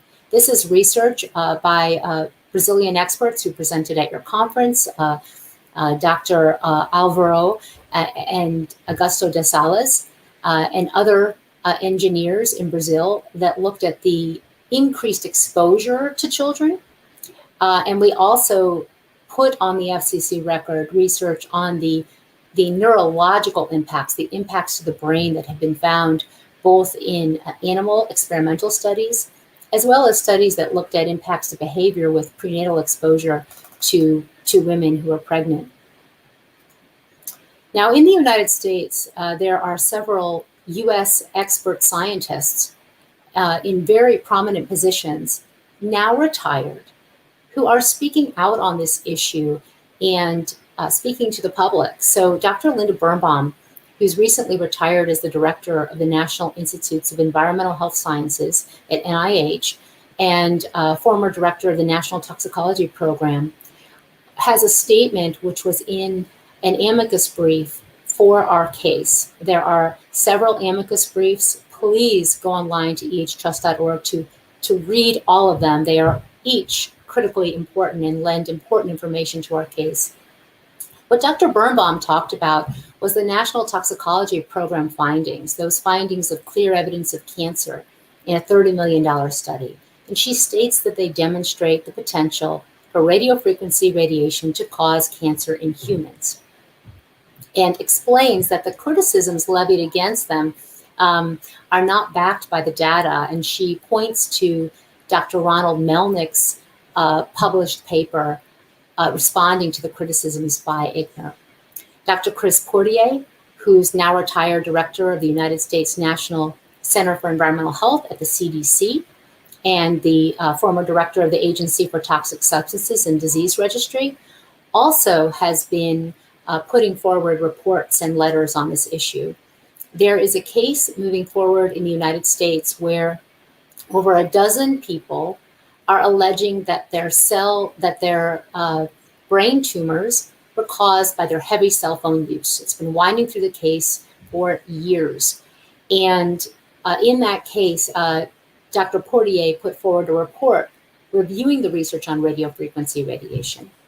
And a quote from the report which states, "Given human, animal, and experimental evidence, I assert that to a reasonable degree of scientific certainty, the probability that radiofrequency radiation exposure causes gliomas and neuromas is high." He and Dr. Birnbaum, both of them actually also signed on to a letter by several experts internationally calling on the Italian government not to loosen their more strict radiation limits.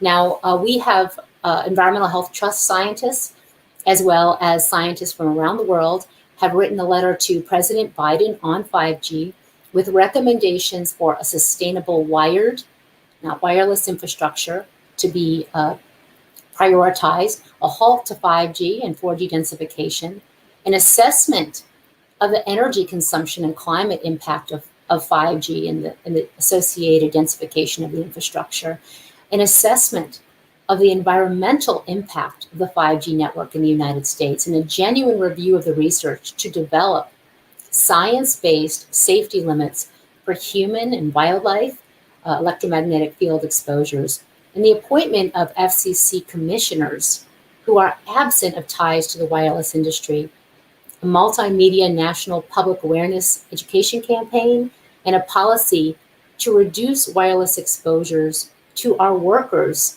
in retail, in electrical. Our occupational health agency needs to address this issue, and as well in schools. Previously, there was a letter to President Trump that was signed by hundreds of medical professionals, and you can find that online. It details the science and a roadmap, we believe, for our country and for many countries when it comes to addressing this issue. Please go to Environmental Health Trust, where we have lists of science on 5G, small cells. We have pages on cell tower radiation, and we have printable cards and colorful resources you can share with your friends and neighbors. You can contact us for a presentation. Please be sure to sign up for our newsletter at ehtrust.org. And I'm glad to answer any questions after this excellent panel about the work that we're doing. Thank you so much. Thank you so much, Theodora. And I was able to, with our partners here, put some of the links in the chat. So if folks want to look there, they can grab some of those resources. So thank you again for everything you and Environmental Health Trust are doing. And now it's my privilege to introduce you to Patty Wood. She is the Executive Director of Grassroots Environmental Education, which is a not-for-profit charity based out of New York here in the United States. And she and her husband, Doug, and their dedicated team have been using education as their primary source for 21 years to bring out significant positive and lasting changes for protecting our children from environmental harms.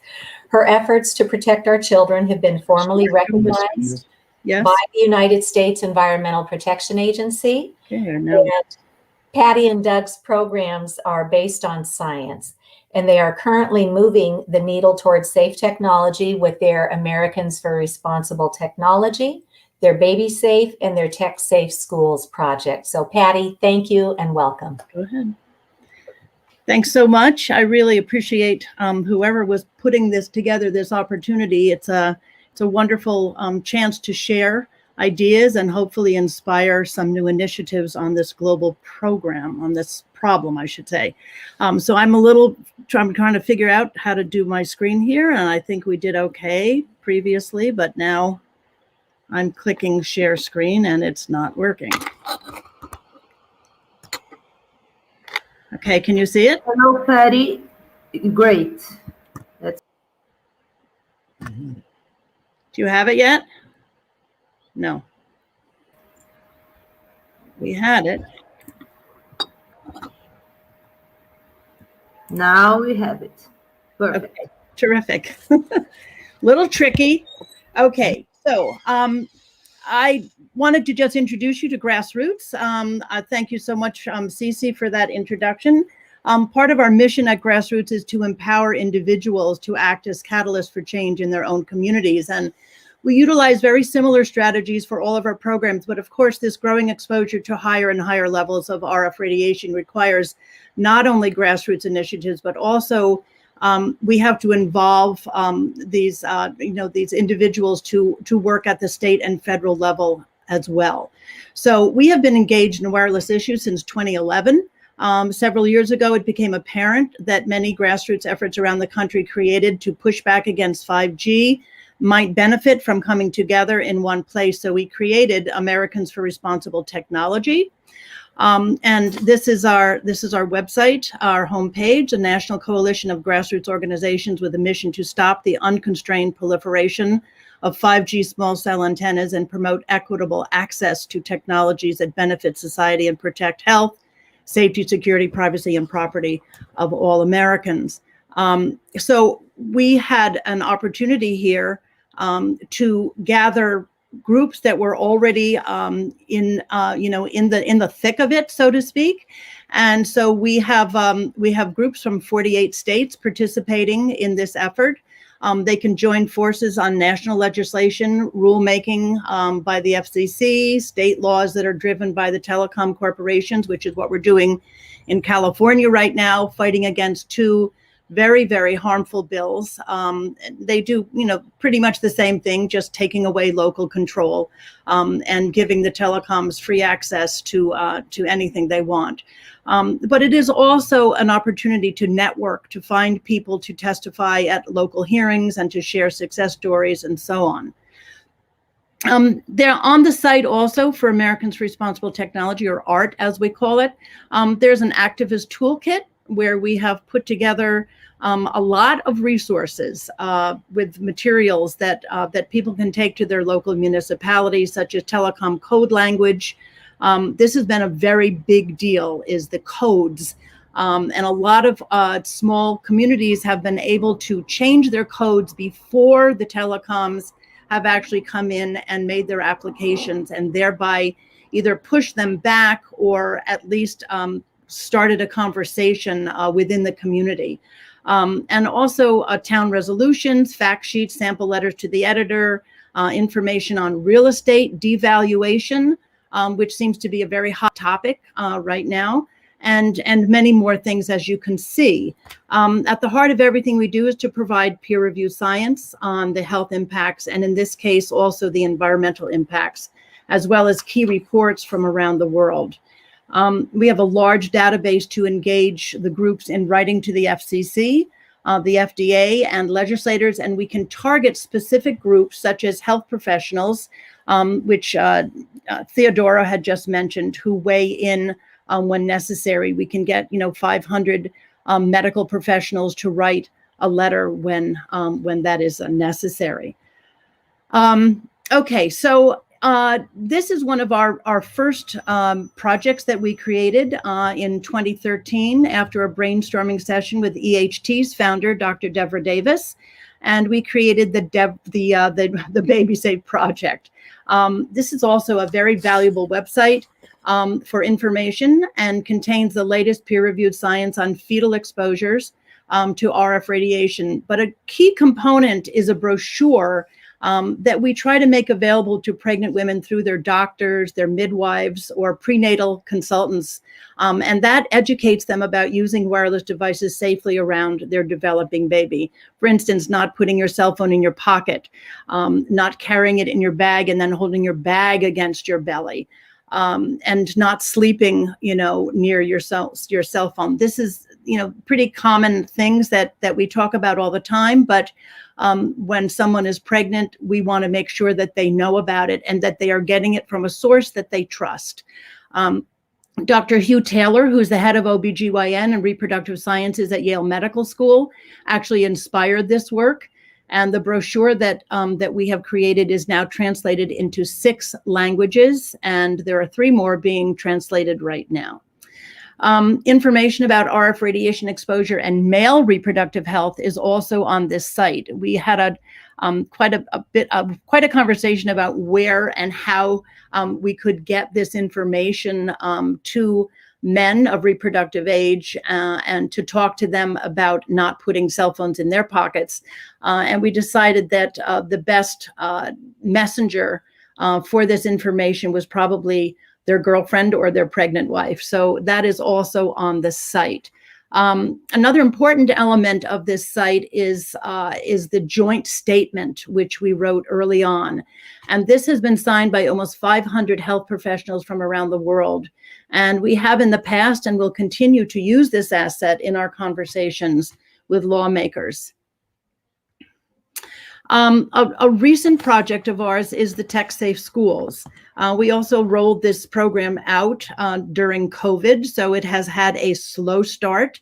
The schools are very interested right now in distance learning and in making sure that every kid has got a wireless device so that they can do their homework at home.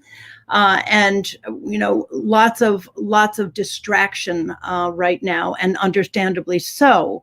But it is not the first or the only program devoted to reducing the amount of radiation from wireless technologies in schools, but it actually has some unique components.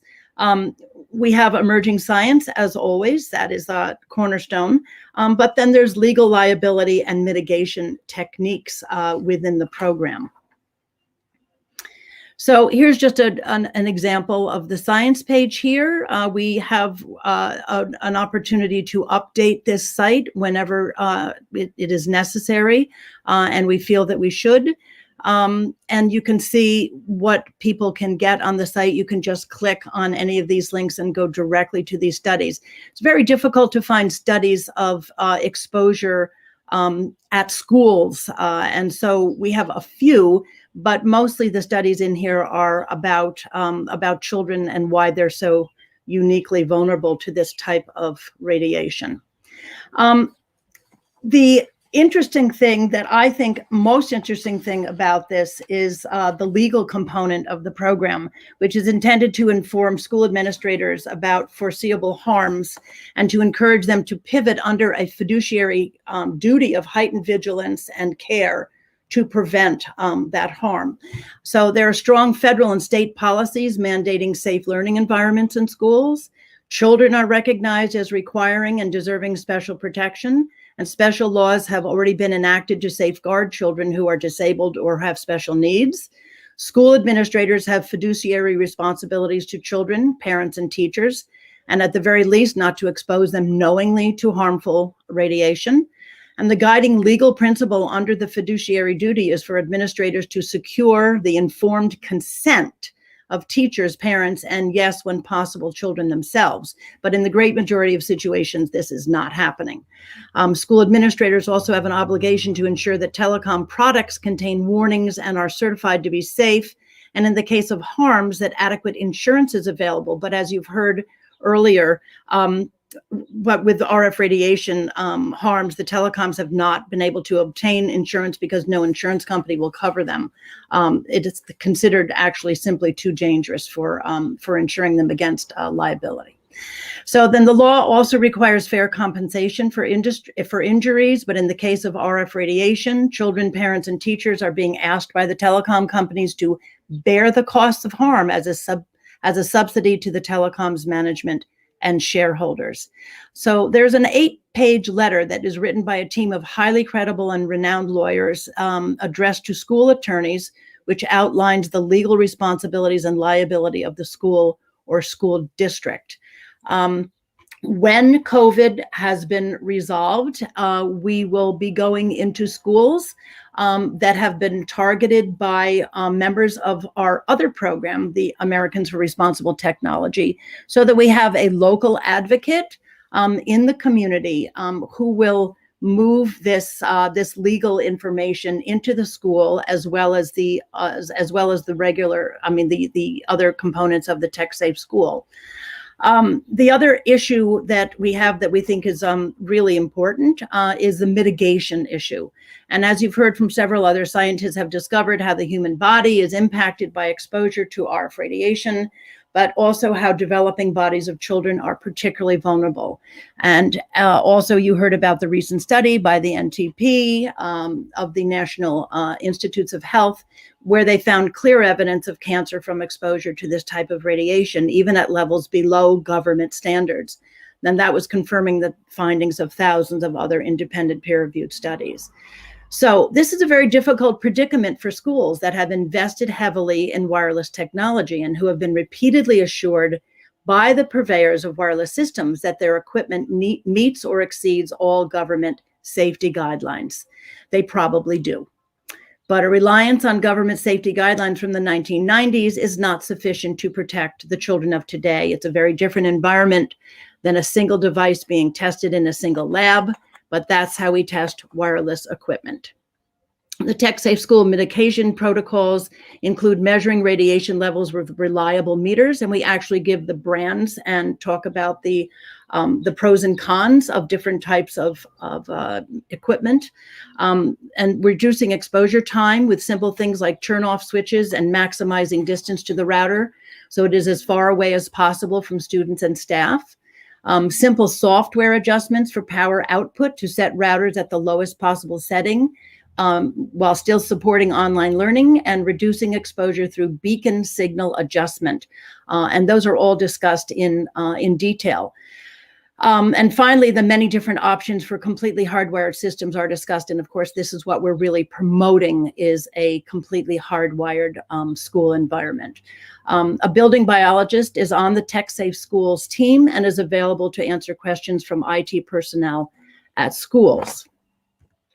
And then just to end here, this is a little bit similar to what you heard from Kent from New Hampshire, but the New York State legislature has now introduced 2 bills to establish a temporary commission to study the human health and environmental impacts of 5G, as well as previous generations of wireless communications. And this was introduced this spring. We have same as bills in both the Senate and the Assembly, which make it easier to move them out of committee and onto the floor for a vote. And we have carefully crafted these bills, seeing what has happened in New Hampshire and also the experience that they had in Oregon when they were looking at studies to determine whether or not this type of radiation could be used safely in schools. But in Oregon, when only epidemiological studies were considered and they were subsequently thrown out, we will look specifically at human, animal, and cell studies, and there will be public hearings, and there will be a commission, and that commission we think is fair and balanced. So it did not move out of the committees for this year's session, which ended earlier this month, but we have 12 co-sponsors already in the Assembly and 3 in the Senate, including one of the most influential senators who previously had been very difficult to engage on this issue. He's the chair of the Energy and Telecommunications Committee in the Senate. So this bill will be brought to a vote early on in the January 2022 session as we work throughout this year to add more co-sponsors and have meetings in those district offices with key legislators where we can have a little bit more time to discuss this issue in detail. So I know that we're really tight on time. I don't know whether there will be time for Q&A, but I'm going to end it right there. Thank you so much. Patty, thank you so much for everything you and your team at Grassroots are doing. We are so very grateful. And when I fell down the rabbit hole with this issue, probably around the same time as Theodora, we didn't have any of these resources available. So to sit here today and know that we've got a medical conference that can train our healthcare providers, that we've got toolkits to get out into our communities so we don't have to reinvent the wheel, to know that we have resources to bring our schools quickly up to speed. We are all so well poised to get out there and make this happen. So I hope that folks are very inspired by what you've heard today. And now we would like to field some questions that have come in through the comments section. One of them is, how do we raise awareness in schools and hospitals? And I think we've probably answered that sufficiently through Theodora's talk. You can go out to the Environmental Health Trust and see how they've done that in the hospitals in Cyprus. You can go out to Patty Wood's website at Tech Safe Schools, and you'll have a toolkit there. There's a question asking, is the FDA also a captured agency? And what are the differences between the FCC and the FDA concerning EMFs? Would one of you like to take that? Perhaps Theodora, I see your lips twitching. Yeah, can you can hear me? Yes. Okay, what I'd like to say is that the FDA put out a report purporting to show safety for wireless, which actually they wrote a one-page document, which was part of the record for the FCC.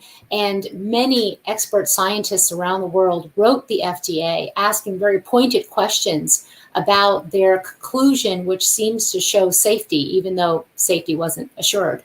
So there are some serious questions about the US FDA. We are writing them again.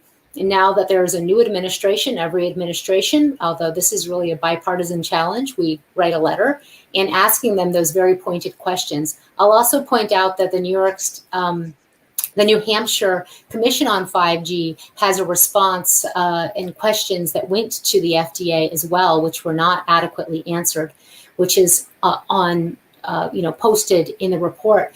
But we continue to address a few things that you should know with the FDA. First, they did not even look at impacts to the brain or impacts to reproduction. There has been no review by any US agency to fully review the science. Okay, thank you very much.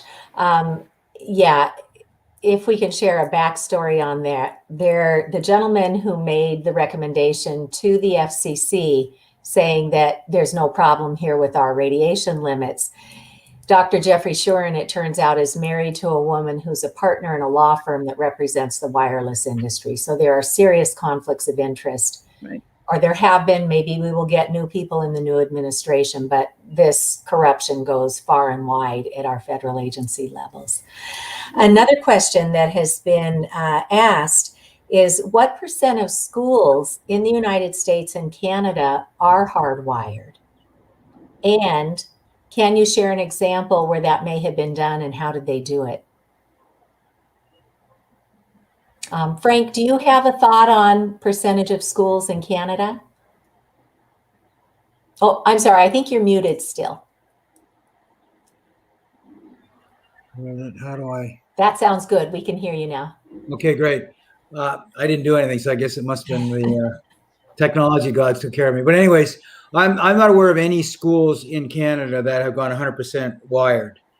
We were successful, and on Patty's Tech Safe Schools website, there is a quote from a school in our community here in Oakville, Ontario, where they actually were able to reduce the wireless radiation significantly, but still maintain 100% coverage for the students. So we've been successful in some schools in reducing the technology and reducing the exposure, but we haven't been successful in any that I'm aware of where they've gone completely wired. And And we took that strategy in the school because we knew that the philosophy in the school is it's a private boys' school, and they want the part of their mandate or their strategy was to have a lot of mobility where the students could work in different pods and have the ability to just change pods, like even during classroom sessions.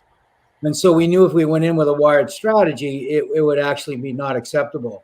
So we were able to work with the head of school and the technology director, and they by just doing some of the modifications that actually Patty outlined, reduced the radiation by 90% to the students and the teachers, and still give them 100% access to the internet. And I know, Patty, there's more ideas. In fact, I had the pleasure of being on the call between the IT director from the Lynbrook School and the expert that you have as part of your team, and he gave him some more ideas to actually reduce the radiation further. So a long-winded answer, and you have to be very careful if you go into a school with a wired-only strategy. It may not be a winning strategy, but you certainly can reduce the radiation significantly and still give the students and teachers access. Great. Thank you very much. Yeah, and to emphasize a transition would be super, because otherwise they're going to look at you like deer in the headlights. Absolutely. Yeah. Could I add that there are some schools in the United States that have taken out the wireless and put in wired? Not many, and some of them are one step forward, 3 steps back, but there are movements, and I put a link in the chat to some of those schools, especially the kindergartens and the nursery schools. Yeah, I have a personal story to share. I was brought up to Maine to give a talk, and we stopped in at a small school. It was like a house that had been converted to a private little school, and they had, I think, 26 students in there. And we went in and we used our radio frequency detection meter to identify where all the sources were. And I was just there for probably less than an hour and, getting to know these folks. And by the time we left an hour later, that school was completely fine. Everything was hardwired already. Their computers were already hardwired. Their printers were hardwired with an Ethernet cable connected to the computers. All they had to do was to go into each device and turn off the wireless antennas. So it was great. So it can be that simple. Or it may mean that you need to really get into the walls and put things in. But let's, approach it that we're going to work with our schools. I know of another school here in Massachusetts. I think it's a Waldorf school called Hartsbrook, where a family worked with the school and brought in the education components, and we helped them to understand what the risks are. And I was brought in to go in and help educate the kids so they could get on board with this. And they said, it really wasn't all that hard to hardwire this small high school. And so what they did is they set up like a little mailbox caddy. And every morning when the students came to school, they put their cell phones in airplane mode, and then they put their cell phone in their own little independent caddy that was right there at the door to the school. And then they just used the hardwired technology throughout the day at school. So there are some success stories out there. They're far and few between. I do not yet know of a public school that has actually taken the advice to hardwire, but these conversations are happening. And that's how it starts, is where parents and grandparents and teachers and administrators come together and look at the facts. And then they say, I tell people, go scream into a pillow for 10 minutes. And then come back and say, okay, this is overwhelming, but what can we do? And start focusing on baby steps. What can you do? Start with education. Get the kids' parents informed so that they know to create a sleep sanctuary at home so the body can properly cell repair and regenerate and grow that DNA without being damaged in a radio frequency environment. So take the steps that we can to fix what we can, and then work on the larger system changes that need to take place. Okay. Any other questions that are coming through? Feel free to put them in the comment section. Okay. Well, we are so grateful that we could join you today. We have loved every minute of this 2-hour forum. and the opportunity to share our experiences with you. We hope we've inspired you to find the courage to go into your communities and use the resources that we have. So thank you very much from everybody here in the US and Canada to our friends in Brazil. It's been an honor to be with you today. Thank you. Thank you. Thank you.